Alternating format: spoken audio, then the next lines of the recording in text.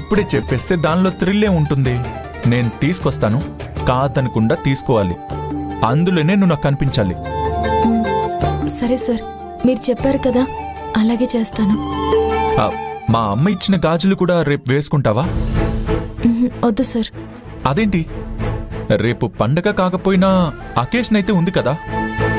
అలా కాదు సార్, మా ఊళ్ళో జరిగే జాతరప్పుడు వేసుకుంటాను. ఓహో అలాగా, సర్లే. అది ఎలాగో నేనిచ్చింది కాదు కాబట్టి నేను అభ్యంతరం చెప్పను. సార్, నేను తెలుసో తెలియకో పొరపాటు చేసినా లేదంటే ఎక్కువ మాట్లాడినా అపార్థం మాత్రం చేసుకోకండి సార్. అదేంటి నీలవేణి అలా అంటున్నావు? చెప్పాలనిపించింది సార్. నువ్వు తెలిసి తప్పు చేసినా సరే, దాని వెనక ఎవరో ఒకరిని కాపాడాలన్న ఉద్దేశం ఉంటుంది.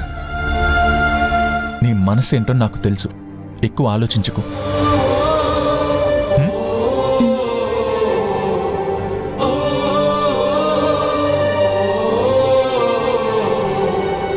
కాదంబరి అమ్మగారి కడుపున తారక్ సార్ పుట్టారు.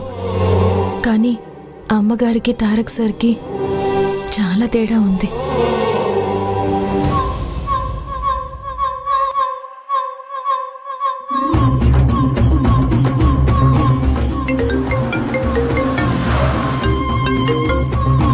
చెప్పు. మేడం, రేపు కంపెనీ యానివర్సరీ అన్నారు. తెలుసు. అది చెప్పడానికి కాల్ చేసావా? అది కాదు మేడం, తారక్ సార్ నీలవేణికేదో గిఫ్ట్ ఇవ్వాలనుకుంటున్నారు. గిఫ్టా? కంపెనీ యానివర్సరీ అయితే దానికి గిఫ్ట్ ఇవ్వడం ఎందుకు? అదేమంది తారక్ గిఫ్ట్ ఇస్తానంటే సిగ్గు లేకుండా తీసుకుంటానందా? ఆయన ఇచ్చే గిఫ్ట్లోనే నీలవేణి కనపడాలని చెప్పారు మేడం. తనిచ్చిన గిఫ్ట్లోనే కనపడాలి అన్నాడంటే ఏదైనా నెక్లెస్ కానీ శారీ కానీ ఇస్తుండొచ్చు. ఇందాక కాదంబరమ్మ గారు బంగారు గాజులు ఇచ్చారు మేడం. నాకు తెలిసి తారక్ సారు బట్టలు ఇస్తారనుకుంటా. బట్టలు అంటే యు మీన్ శారీ? ఆడపిల్లకి ఇష్టమైంది అదే కదా మేడం. నాకిష్టం ఉండదు, కానీ నీలవేణికి మాత్రం బాగా ఇష్టం అనుకుంటా. అందుకే ఎప్పుడు శారీలో కనపడుతుంది. ఇంతకీ ఆంటీ బంగారు గాజులు ఎందుకు ఇచ్చినట్టు? అమ్మగారు వాళ్ళు 5 కోట్లు నష్టపోకుండా చేసినందుకు ఆనందంతో ఇచ్చారంట. I see. నాకు తెలియకుండా ఇంట్లో చాలానే జరుగుతున్నాయన్నమాట. రేపు ఫంక్షన్లో మాత్రం నేననుకున్నదే జరగాలి. ఏం చేయబోతున్నారు మేడం? ఇన్ఫర్మేషన్ ఇచ్చినందుకు థ్యాంక్స్.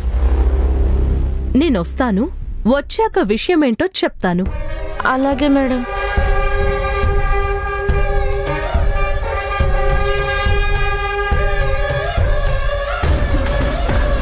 దాని కట్టు బొట్టు చూసేసి మురిసిపోతాడనుకుంటా తారక్. కానీ అది చీర కట్టుకోకుండా చేయాలి. వచ్చిన గెస్ట్లు నీలవేణిని చూసి పక్క నవ్వాలి. అలా చేస్తాను. Wait and see.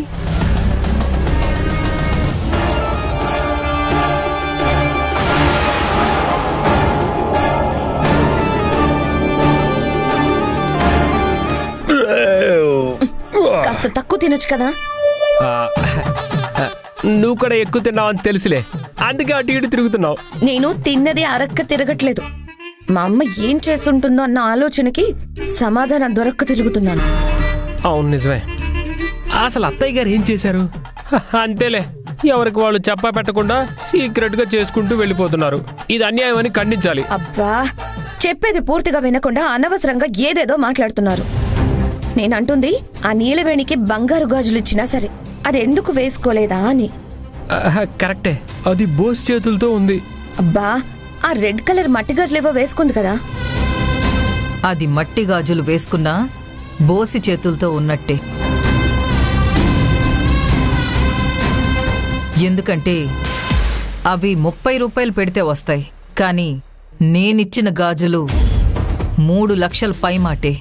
అది సరే అమ్మా, నువ్వు బంగారు గాజులు ఇవ్వగానే దాచేసుకుందా ఏంటి? కొంపతీసి రేపు యానివర్సరీ రోజు ఆ గాజులు వేసుకొని వెక్కిరించాలనుకుంటుందా? అయితే నువ్వు పని చేయి కాంచనా, అత్తయ్య గారు మన పెళ్ళప్పుడు పెట్టిన నగలు కావాలంటే అత్తయ్య గారి నగలు కూడా వేసుకుని మురిసిపో.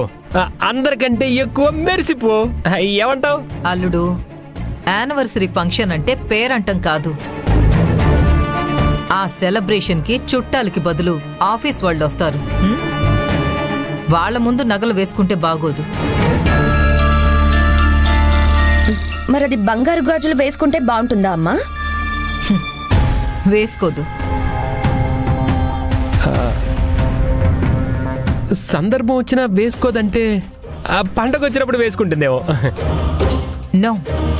మరి నువ్విచ్చిన బంగారు గాజులు ఎప్పుడు వేసుకోదంటావా?